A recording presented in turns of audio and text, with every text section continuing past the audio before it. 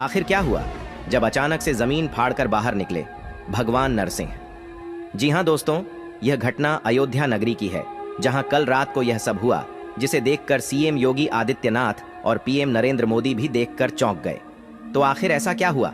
कल रात अयोध्या नगरी में जो स्वयं नारायण अवतार भगवान नरसिंह को अयोध्या में प्रकट होना पड़ा। दोस्तों, हम सभी जानते हैं कि 22 जनवरी को अयोध्या राम मंदिर का उद्घाटन किया गया और उसी दिन दोपहर के समय प्रभु श्री राम की प्राण प्रतिष्ठा भी की गई थी। साथ ही संपूर्ण भारत में ही खुशी का माहौल था, क्योंकि पूरे 500 वर्षों के बाद प्रभु श्री राम का आगमन एक बार फिर से अयोध्या नगरी में हो रहा था, जिसमें बहुत से राजनीति दल इस खुशी के माहौल में शामिल नहीं थे। प्राण प्रतिष्ठा के बाद मंदिर के द्वार सभी भक्तों के लिए खोल दिए गए और भक्तों का एक सैलाब अयोध्या में उमड़ गया। लेकिन ऐसी भक्ति के बीच भी अनेकों घटनाएं अयोध्या में हुई हैं, जो कि हर इंसान को सोचने पर मजबूर कर रही है कि अयोध्या में यह सब हो क्या रहा है। लेकिन कल रात की घटना बहुत ज्यादा ताज्जुब की है, क्योंकि आज तक विश्व में कभी ऐसा हुआ था तो ऐसी क्या गलती राम भक्तों से हुई कि स्वयं नारायण अवतार नरसिंह को अयोध्या में प्रकट होना पड़ा। और क्या है इन सब के पीछे की पूरी घटना। दोस्तों, वीडियो आगे बढ़ाने से पहले अगर आप भी पक्के सनातनी हिंदू भाई हैं तो चैनल को सब्सक्राइब करें, वीडियो को लाइक करें और कमेंट में जय श्री राम जरूर लिखें। दोस्तों, कश्यप नामक आर्षि एवं उनकी पत्नी दिति को 2 पुत्र हुए, जिनमें से एक का नाम हिरण्याक्ष तथा दूसरे का हिरण्यकश्यप था। हिरण्याक्ष को भगवान विष्णु ने पृथ्वी की रक्षा हेतु वराह रूप धरकर मार दिया था। अपने भाई की मृत्यु से दुखी और क्रोधित हिरण्यकश्यप ने भाई की मृत्यु का प्रतिशोध लेने के लिए अजेय होने का संकल्प किया। सहस्रों वर्षों तक उसने कठोर तप किया।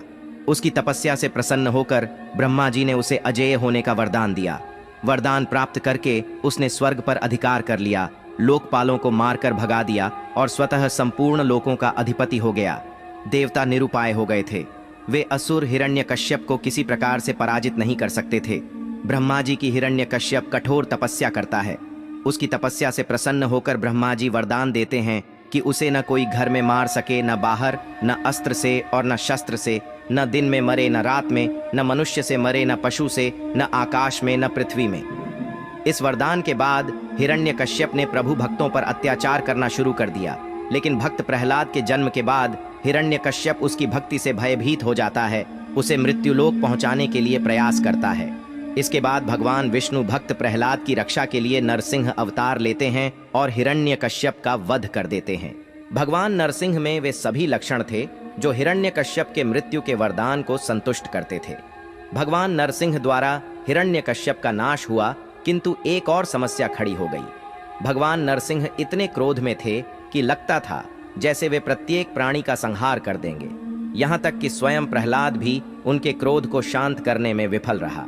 सभी देवता भयभीत हो भगवान ब्रह्मा की शरण में गए। परमपिता ब्रह्मा उन्हें लेकर भगवान विष्णु के पास गए और उनसे प्रार्थना की कि वे अपने अवतार के क्रोध को शांत कर लें, किंतु भगवान विष्णु ने ऐसा करने में अपनी असमर्थता जताई। भगवान विष्णु ने सबको भगवान शंकर के पास चलने की सलाह दी। उन्होंने कहा कि चूंकि भगवान शंकर उनके आराध्य हैं, इसलिए केवल वही नरसिंह के क्रोध को शांत कर सकते हैं। और कोई उपाय न देखकर सभी भगवान शंकर के पास पहुंचे। देवताओं के साथ स्वयं परमपिता ब्रह्मा और भगवान विष्णु के आग्रह पर भगवान शिव नरसिंह का क्रोध शांत करने के लिए उनके समक्ष पहुंचे, किंतु उस समय तक भगवान नरसिंह का क्रोध सारी सीमाओं को पार कर गया था।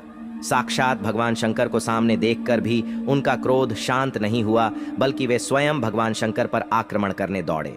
उसी समय भगवान शंकर ने एक विकराल ऋषभ का रूप धारण किया और भगवान नरसिंह को अपनी पूंछ में लपेटकर खींचकर पाताल में ले गए। काफी देर तक भगवान शंकर ने भगवान नरसिंह को वैसे ही अपने पूंछ में जकड़ कर रखा। अपनी सारी शक्तियों और प्रयासों के बाद भी भगवान नरसिंह उनकी पकड़ से छूटने में सफल नहीं हो पाए। अंत में शक्तिहीन होकर उन्होंने ऋषभ रूप में भगवान शंकर को पहचाना और तब उनका क्रोध शांत हुआ। इसे देखकर भगवान ब्रह्मा और भगवान विष्णु के आग्रह पर ऋषभ रूपी भगवान शंकर ने उन्हें मुक्त कर दिया। इस प्रकार देवताओं और प्रहलाद के साथ साथ सभी सत्पात्रों को 2 महान अवतारों के दर्शन हुए। दोस्तों, उत्तराखंड के जोशीमठ में भगवान विष्णु का एक अन्य प्राचीन मंदिर स्थित है, जिसे नरसिंह मंदिर के नाम से जाना जाता है। यहाँ भगवान विष्णु के अन्य अवतार भगवान नरसिंह की पूजा की जाती है। इस अवतार में भगवान विष्णु आधे मानव और आधे सिंह यानी शेर के रूप में है।